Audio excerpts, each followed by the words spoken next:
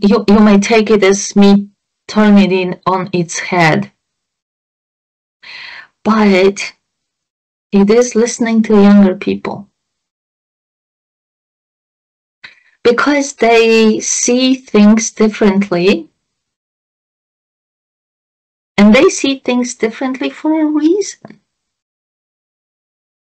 And I think that sometimes the older generations don't pay enough attention to why it's seen differently, and seeing the world differently, how can we move forward faster? How can we move forward with more grace, perhaps? And then, to your point, never, ever, ever dismiss the wisdom of our seniors. You laugh, but I remember my grandpa and grandma, I told you, on the farm. To this day, I know what herbs to use for healing certain things. Just because they told me. They don't teach you that at school. Right? And that's, and it's not just the wisdom of curing something when you're in a field. It's the wisdom of appreciating and respecting the wisdom of our elders. Wow. And I think that's very important. Beautiful.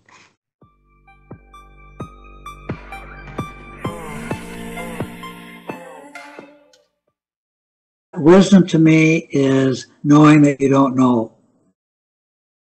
Right? Understanding that you don't know everything. And wisdom comes from listening to other people, listening to what they really say, and being in tune with who they are. And wisdom comes from your life experiences. You know, but you don't have to experience everything to. You don't have to have somebody. You don't have to have somebody tell you don't touch the stove if you can see the stove is hot. You know, but wisdom comes from learning to listen to people when they say, Howard, the stove might be hot. Be careful. And so wisdom is living a life full of curiosity, willing to learn, willing to grow, and understanding that you don't have all the answers.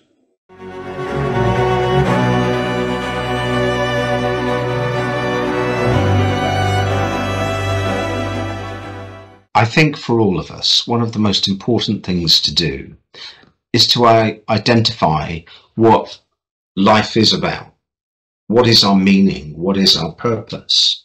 And I've written a short piece on this, and I'll send you the link on LinkedIn when I post it. But please. I talk about, for all of us, it is about finding purpose and meaning. For each of us, that will be different. But ultimately, every philosophy, every creed, every religion has at its core a true value for human relationships. Life is about loving and being loved. And I think that that's a very important part of our reasons for living. And I think another part is to do whatever we do with purpose, to identify our purpose, how we can impact positively on others, because I don't believe it's having things that makes people truly happy. I think it's doing things. So if we are committed to live the best life that we can live and to saying, how do I make the best of this? Well, then I think that that will start to happen.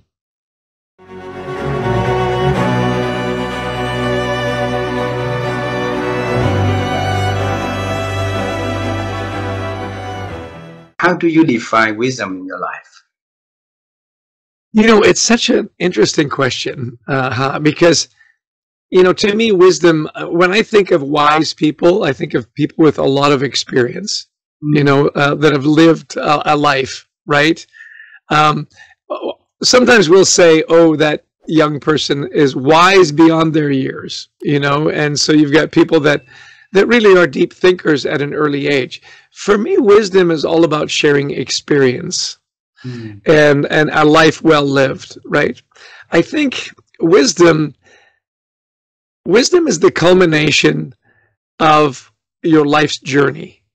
You know, what were some of the experiences that shaped your life, that shaped who you are and the community that you serve? You know, you and I are both great fans of Marshall Goldsmith, right? Yes. And whenever I talk to Marshall, his life experience and the way that he is able to share what he's learned, to me, that's wisdom, right? It's not just knowing a lot of stuff, it's sharing that experience. How do you take that knowledge and that wisdom and share it with the people around you? And no one does it better than Marshall, you know? And I will tell you that the reason that I said yes to your email is because Marshall taught me that when people ask for help, or they ask you to endorse a book, or they ask you for your opinion, there's only one answer, and the answer is always yes. Wow. Now, I wasn't always that way. You know, I think a lot of people think that wisdom is acquiring a lot of knowledge and keeping it to yourself for your advantage, right? I know stuff you don't know, and that gives me the upper hand, right? I think true wisdom is gaining a lot of great knowledge and then making sure that you share it with people that need it and ask for it. So, you know, I was so touched that you thanked me for responding to your email. I'm thinking you should thank Marshall, because he's the one that taught me to say yes to all those things. Isn't that interesting, how wisdom cascades, you know, wisdom ripples. Wow. And it was from Marshall to me to you. Yeah.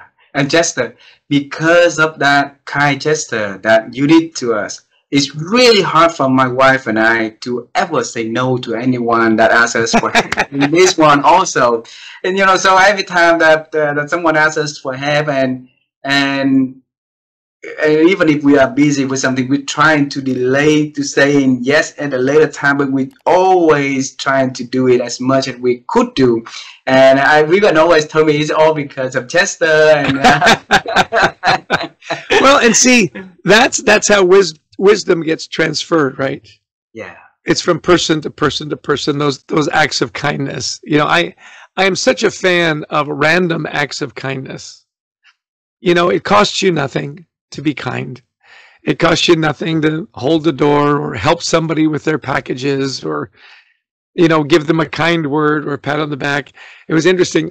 Just last night, my wife and I were at the grocery store, and we were buying various and sundry things, you know, for the next few days. And the woman at the checkout was just delightful. You know, and often, you know, jobs like that, they're hourly jobs, and they kind of survive the day, get the paycheck, go home. She was so engaging. She was so friendly and so lovely that we have a tradition in our family. Let's see if I can find one that makes sense here. We have these little gratitude stones that I carry with me. And she was so wonderful. I said, hey, I've got a little gift for you. It's a good luck gratitude stone. And she goes, oh, really, for me? And I said, yeah, you know, it's a stone because a stone in the pond makes the water ripple, just like your wonderful smile and your wonderful positivity. So I hope it brings you good luck. And she goes, oh my gosh, I will carry this with me everywhere. You know? And I thought, I buy these by the hundreds, by the way. And, you know, they cost $1 or whatever. It took 20 seconds to have that conversation, and to then see her smile and put that stone on her register, and to know that she'll carry it with her. Why not? You know, why wouldn't you? And wow.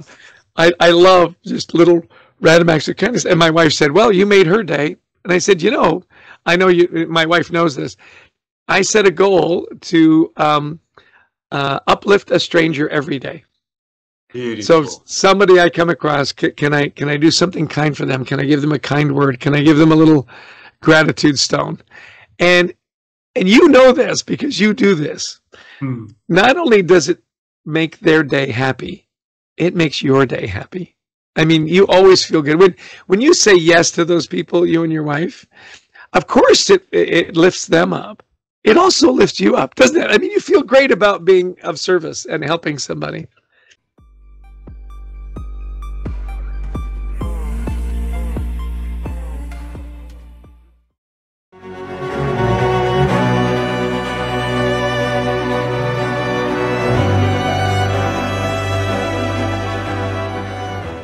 okay, let's say my brand position for right now in my retirement age is I position myself as helping the next generation of leaders who are solving the world's biggest problems.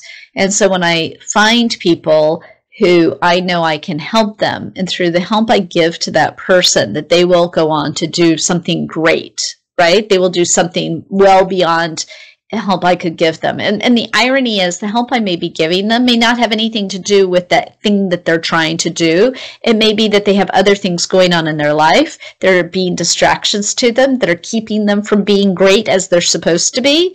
And so you identify what has meaning to you. We're all here for different reasons. God put us here for different reasons. We're all pieces of this moving part of life. Life has that ripple effect, right? We're never going to know where things stop. We never know what impact we have. All we can do is stay focused on the things that we know are important to us and make decisions about whether we'll participate in them or not.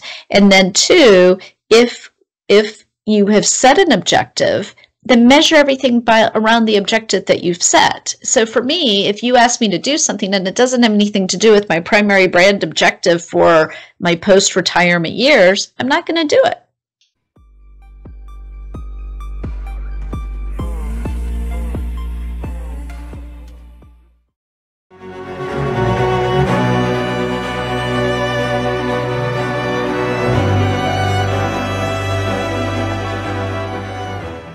You can pick one word of wisdom or one word of advice from any of them that you remember the most up until today, what would that story or advice be? Oh, that's a good question. I'll have to think on that for a minute. The best advice I've ever gotten. I would definitely say the best advice I've ever gotten, like along the lines, right? I don't remember it verbatim, but is to just be who you are and be like authentic and confident. Because as soon as you try to copy someone else, at best you're going to be a bad copy of them. Wow. And I think in order to be like successful, no matter what you do, whether you're talking about art or an entrepreneur, if you're not authentic, if you're trying to copy someone else and have this like hedge around you, people feel it. No matter how, like usually how good of an actor you might be or might not be, I think people feel it when someone is being inauthentic. And I think it then prevents you from finding the sort of connections that you need to build a great life. And so I think that that's a really good thing to take into consideration. And it was good advice to me because I feel like I was trying so much to fit in, but I never really quite did. And sort of tapping more into the strengths that I had and the person that I am is what at the end of the day really allowed me to build the career I've built, but also to have really good friendships and connections. Wow.